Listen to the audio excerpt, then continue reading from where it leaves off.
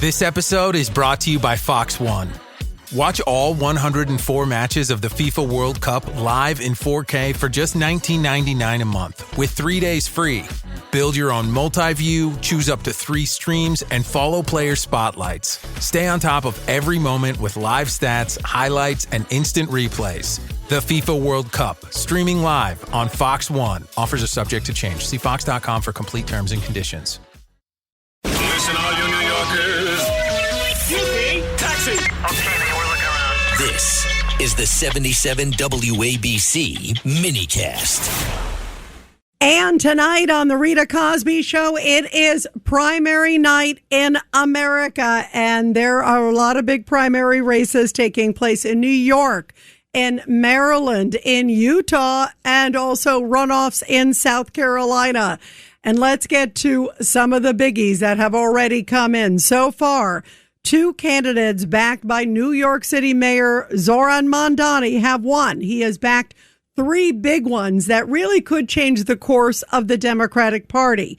So far, 2 of them have won, and we are waiting on the 3rd. Now, first off, let's get to one of them, and that is Claire Valdez. She won.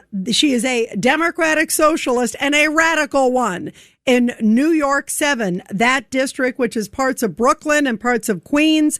It is the retiring Nydia Velázquez seat, and she beat Brooklyn Borough President Antonio Reynoso, who was running. Now, Valdez, backed by Elizabeth Warren, again, as I mentioned, backed by Zoran Mamdani, and also backed by Bernie Sanders.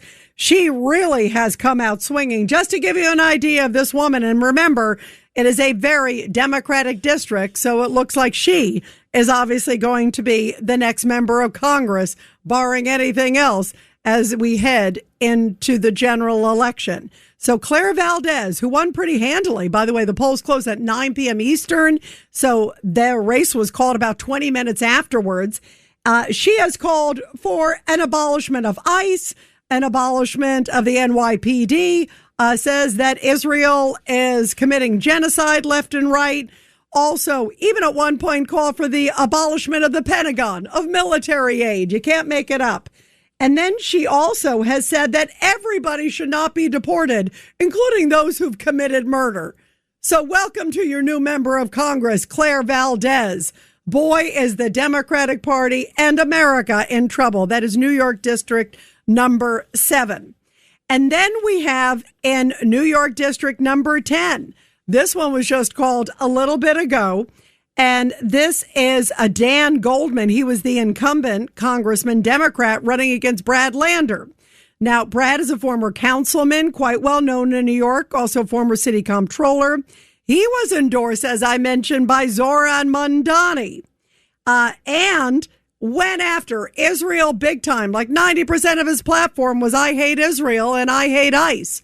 And he just won in his primary. So that is another disturbing sign that you've got 2 very radical candidates who have won that race. Now let's go to this particular one, because Zoran Mamdani came out and he was gleeful that his friend, Brad Lander, won the race. Here he is. I've known Brad for some time, first as a colleague, as a friend, and over the course of that race and beyond, as a partner in this work.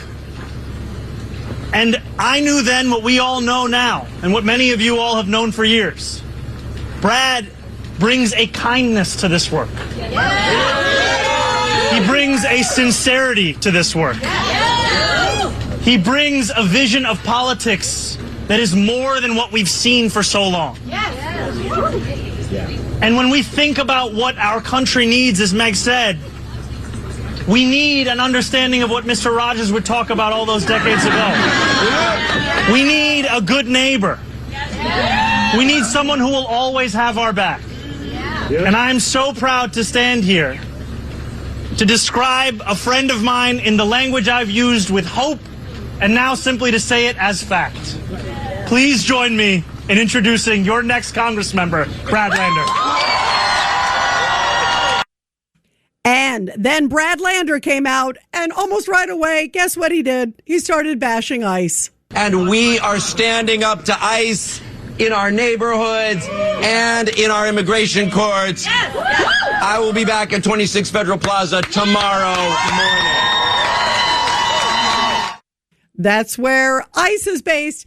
And here is Dan Goldman, who he defeated. Listen to this. Red Hook and Borough Park. I really have had the privilege, and it is a privilege, to serve these communities that are passionate, diverse, and engaged as any communities in all of America. And every day I try to approach this job with integrity, with seriousness and courage to stand up for what is right, even when it was not politically expedient.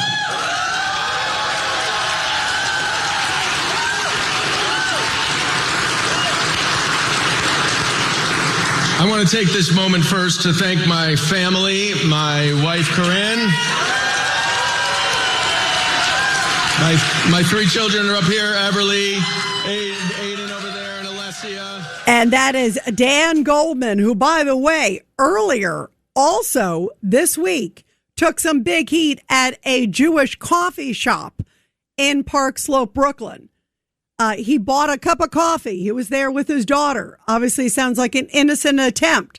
And guess what happened? The coffee shop went on afterwards and said, why did you order genocide juice, essentially, from us? They trashed him because of his support for Israel. He is Jewish, too. And so guess what? Then he came out and said, you know what? I was trying to do a nice thing and go into the coffee shop. I can't believe this happened. And now that coffee shop apparently owes $800,000 in back taxes, the owner of the coffee shop, according to Fox News. And now that coffee shop is being investigated by the Department of Justice for violation of civil rights. So that's a great thing. I'm glad it's being investigated. We are really seeing a new low to all of these different anti-Semitic candidates that are coming left and right. And now, so far, there are two already tonight, as we are seeing Brad Lander, who's a former DSA but very close ally of Zohran Mamdani. And then we also have the other one, who is a huge supporter, also very much of Zohran Mamdani. And she is Claire Valdez. That's New York 7. So she's one. And we're just waiting right now on one of the others. And it looks like at this point, the third one, Chevalier, is ahead. So what a night this could be for Zohran Mamdani, and what a sad night that means it is for New York and for America and for the Democratic Party. What are your thoughts tonight as we are hearing all of this? 1-800-848-9222, 1-800-848-9222. And you are listening to The Rita Cosby Show. This is a stunning turn so far, what we're seeing for the Democratic Party in New York. And again, it is also a message, clearly, of what's happening to the Democratic Party across this country. You look at the case of Dan Goldman, who we just heard from. That was sort of his concession speech, if you will. But Dan Goldman was somebody who pushed for Trump's impeachment. He's definitely hardcore left if you look at a lot of people, but he's not hardcore left enough because I guess he doesn't bash Israel enough. And one of the most disturbing things that I saw was when a lot of people were leaving the polls. And, you know, you kind of get a pulse of the people when they're leaving these polls. And one of the things that I saw they were saying was, oh, yeah, I picked the candidate that supports Gaza. I picked the candidate that doesn't think we should be giving military aid to Israel. We're really seeing a very troubling anti-Semitic strain in the Democratic Party and in America. And that's why these messages tonight are very, very concerning. By the way, Michael Lasher winning the Democratic primary. That's for the race for the 12th congressional district. That was a very, very packed field. That had a lot of different people in that particular race. Alex Boras was in that race. He was running sort of a control AI aspect to it. George Conway, who, of course, was Kellyanne Conway's ex-husband, one of the biggest nemesises, I guess, of President Trump. Jack Schlossberg, who is the grandson of course, JFK. So there were a number of big names that were in that race. And now Michael Lasher, who worked actually for Jerry Nadler, that's the Nadler seat, also knows Bloomberg and a number of others. He has now just won that race. And that is definitely a big one. That was a very, very contested race. We're still trying to see what's going to happen in the race with Daria-Liza Chevalier. And she is against Adriano Espaillat. Adriano Espaillat, a longtime Democrat, a leader in Congress. He's head of the Hispanic caucus, very well regarded Dominican Republic, came to the country, was an illegal immigrant at the age of 9 and became an American citizen. And Chevalier, who's running against him, has been taking it to him every twist and turn, saying that he's not, I guess, crazy enough.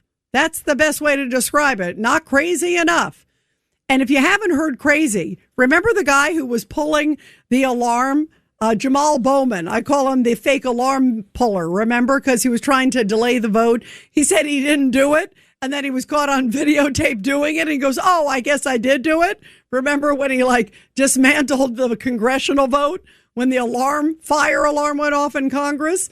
And then he got voted out because at that time he wasn't a supporter of Israel. He got voted out by, remember, George Latimer beat him in Westchester in New York. Well, now it turns out he was out there at the big Mamdani rally with all of these Democratic socialists.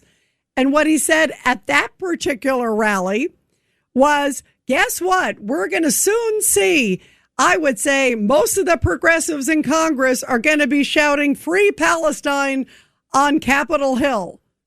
Wow.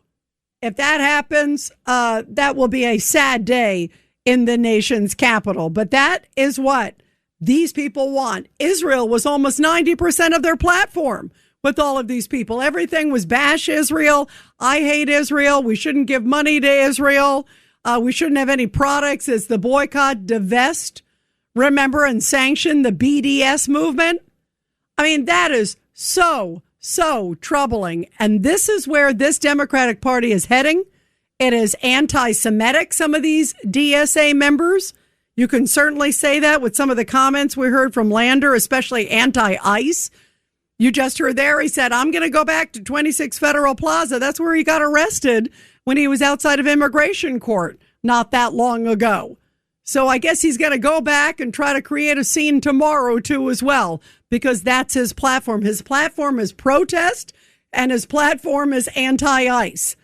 And then you have this other woman that I mentioned who also won tonight very quickly, Claire Valdez, that was in New York 7. Her race was called within minutes, too. That wasn't expected to be as close, but to be as, quickly called, I should say. That was a very quick call, too, as well. Brad Lander won within minutes. I think that was called at 9:12, the other one 9:25. But that particular race, you've got probably one of the most extreme candidates ever to be picked for the Democratic Party. And again, this is a very Democratic district. That's one is parts of Brooklyn, parts of Queens. She was accusing her progressive opponent of not bashing Israel earlier. You can't make it up. This is where this party's going. And not only does the Democratic Party need to wake up tonight with what's happening here, I know some very common sense Democrats that are very upset tonight by what they're seeing. And there may be a sweep by Mamdani candidates. We'll see. But right now, Chevalier is beating Adriano Espaillat. It has not been called. It's still too close to call. He could still pull it out, but you never know. But right now, it looks like a good night for Zohran Mamdani, a good night for Democratic Socialists, and a bad night for New York and a bad night for America. I can't wait to get your take when we come back, guys. 1-800-848-9222. And you're listening to The Rita Cosby Show. The Rita Cosby Show on the Red Apple Podcast Network.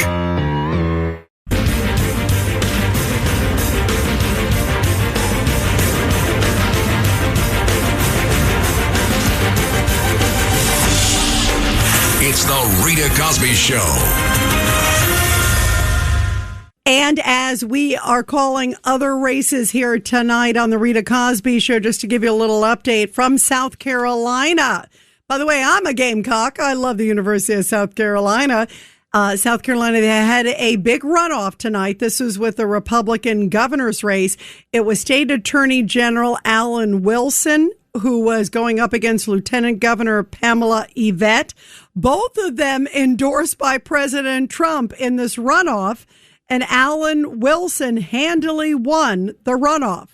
So he becomes the candidate for the GOP for governor there in the state of South Carolina. He won by about 2-1 so far with the votes coming in. So a very impressive win from Alan Wilson, the state attorney general, the son of Joe Wilson, congressman, longtime there from South Carolina. Both he and his challenger were both endorsed by President Trump, who said you can't go wrong with either one. And now Alan Wilson advances there in the governor's race there in South Carolina. Also, other news in New York, Richie Torres, longtime Democrat in Congress, he is keeping his position there. He won his primary. He will advance. And then in the New York State Comptroller, this was the statewide race there for, there was a Democratic Comptroller race, Tom DiNapoli, who's done a great job. We've had Tom on the show.